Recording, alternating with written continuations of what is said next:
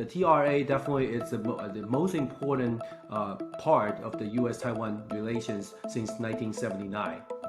It shaped the U.S. government behavior to help Taiwan because that's the legal basis. The way they specify the support by saying the U.S. government will continue to support Taiwan by providing defensive articles and defensive equipment. Under certain circumstances, U.S. also will provide assistance. It's not very clear what kind of assistance will be provided. However, that's also the TRA. The article in the TRA is also the foundation to have the future strategic ambiguity. I'm Dennis William. I'm a political scientist at St. Houston State University in the U.S. and also I'm the founding director of Taiwan Strait Peace Forum in the U.S.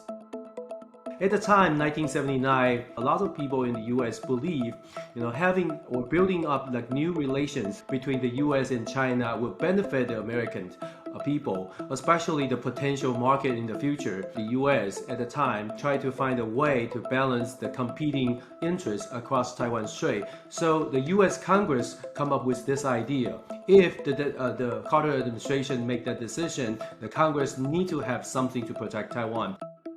There are two main reasons the U.S.-China need to build up relations. First is the U.S.-Soviet Union competition. At the time, the U.S. tried to play around the concept, the enemy's enemy is my friend. If the Soviet Union and China have a competition, potential conflict, then the PRC will be the U.S. good friend because we play that card. Secondly, economic situation. 1979 at the time, the whole world dealing with the so-called oil prices.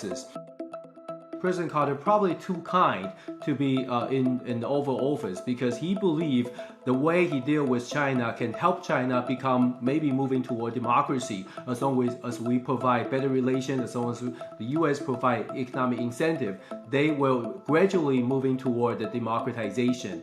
It didn't happen in the past 35, 40 years. I think the Carter administration showed us the U.S. will try to do everything to protect the American interests. What Taiwan can do is to convince the U.S. the American interests can go hand in hand with Taiwan's interests. Taiwan needs to strengthen itself, strengthen the self-defense capability.